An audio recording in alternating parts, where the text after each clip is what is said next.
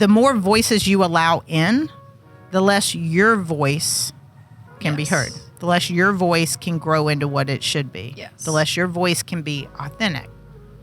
And we listen to so many. I mean, I think back to just all these times throughout my life. So I love the career that I have and what I get to do and how I help people. And I truly think this is where God put me. And at the same time, I think back to voices as I was growing up that completely changed the trajectory. I can without question think back to a couple specific moments that changed exactly the course of my life. I wanted originally, my background, for a lot of you guys know, before I went in finance, was in sports and orthopedics, like physical therapy, orthopedics. I wanted to be an orthopedic surgeon. I didn't know that. The whole time when I was in my whole teen year, well, when I was in 5th grade, I wanted to be a truck driver because somebody down the street had a big old truck and it was really cool. But after I outgrew that, I went through that. I went through the clothing store. I think it was situational. There was a truck and then I liked shopping and my grandma was in retail. But most of my high school and early college, actually high school and all of college career, or most of college, I wanted to be an orthopedic surgeon. I had a propensity to get hurt a lot. I was always fascinated by, not the injury during the time, but like I had knee surgery and I dislocated my knee and I did all this stuff and I always was fascinated by that.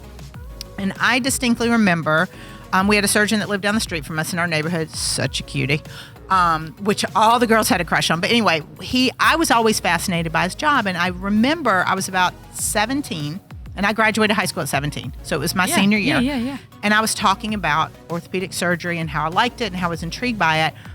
And in passing, I remember, and this is what, 40 something years ago. In passing, I remember him saying, "Man, I don't know if I had to do it all over again. I don't know if I'd do it. It's a rough road." And I know. And here I am in my 50s, and I remember that conversation. Yeah. So little things like that, it changed the trajectory.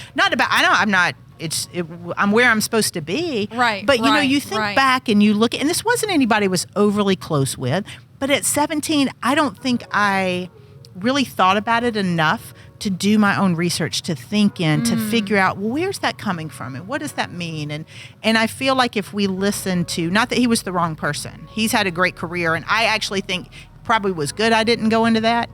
Just, I don't know why. I like it. I still like it. I still love, I hate it to say that, but I like when people get injured because I'm like, let me look at this. It's kind of cool. Like I still am intrigued by it. The body is fascinating. The body's fascinating. I'm still intrigued by it, but I don't know that it would have been a great career.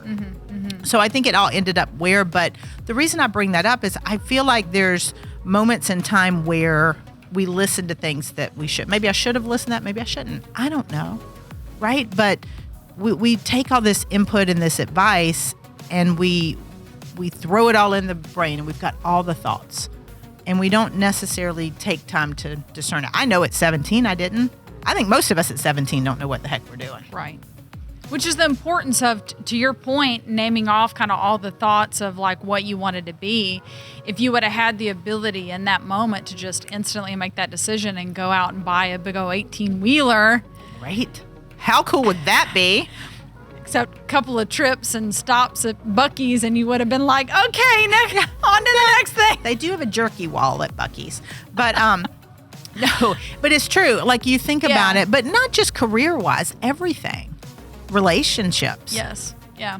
Having kids or not having kids. Yeah. How you raise your kids. All of those things. Like when I think back about the major things in my life, getting married, having kids and all that, I'm sitting here, we were talking about this topic. I'm like, how much of it did I do the way I wanted to do? Or how much did I do because the people, all the voices were like, you need to do this. You should do this. And I still get that.